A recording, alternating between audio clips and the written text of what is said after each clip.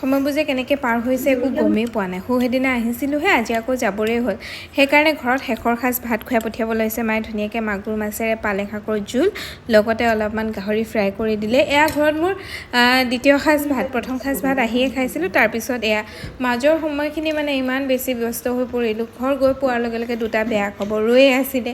প্ৰথমতে মোৰ বাৰ শহুৰেক ঢুকাইছে, তাৰপিছত আমাৰ ঘৰৰ কাষৰ বৰ্তাজনো ঢুকাইছে। সেইবিলাকৰ মাজতে মানে ইফাল সিফাল কৰোঁতে খবৰ খাতি লওঁতে টাইমখিনি শেষ হৈ থাকিলে। আজি আকৌ গুৱাহাটীলৈ ঘূৰিছোঁ, যিহেতু আকৌ আমাৰ পাপেট শ্ব' আছে। পাপেট শ্ব' কৰিবগৈ লাগিব, ওদালগুৰি যাব লাগিব, সেইকাৰণে আহিছোঁ।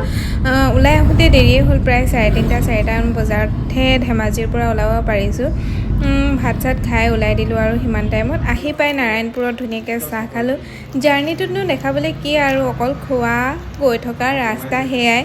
প্ৰথমতে ভাত খাইতো ঘৰৰ পৰা আহিছিলোঁ, আহি নাৰায়ণপুৰ পোৱাৰ লগে লগে চাহ খাব মন গ'লেই নহয়। নাৰায়ণপুৰত আচলতে নৱনীতৰ ফ্ৰেণ্ড এজনৰ দোকান আছে। সেয়া ইমান ধুনীয়া দোকানখন, ইয়াতে বেকাৰী দোকান। ধুনীয়াকৈ চাহকাপ খাই ল'লোঁ, তাৰপিছত আকৌ আমি যাত্ৰা আৰম্ভ কৰিলোঁ। সময়বোৰ মানে কোন পাকে গৈছে একো পাত্তাই পোৱা নাই, ইমান ফাষ্ট গৈছে। ঘৰলৈ গৈছিলোঁহে, আহিব হ'লেই। যদি ওদালগুৰি আহিবলগীয়া নহ'লহেঁতেন, যদি কামত যাব লগা নহ'লহেঁতেন, মইতো আৰু 2 দিনমান থাকিয়ে আহিলোঁহেঁতেন ঘৰত।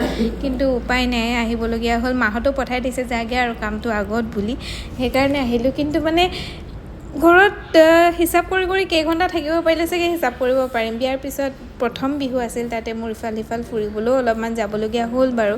সেইকাৰণে ঘৰত একেবাৰে টাইম নাপালোঁ। আহি এতিয়া 10:30মান বজাত নগাঁও পালোঁ। নগাঁৱত আহি ডিনাৰটো কৰিলোঁ ধুনীয়াকৈ, চিলি চিকেন আৰু ৰুটি খালোঁ। বহুত টেষ্টি আছিল, কিন্তু অলপমান কষ্টলি আছিল। কাৰণ মই যোনখন ৰেষ্টুৰেণ্টত খাম বুলি ভাবিছিলোঁ সেইখন মোৰ ভুলৰ কাৰণে নাপালোঁ, সেইকাৰণে বেলেগ এখনত সোমাব লগা হ'ল। টেষ্টি আছিল, সেইকাৰণে পূৰা চুচি বাচি খাই আকৌ আমি আমাৰ যাত্ৰা আৰম্ভ কৰি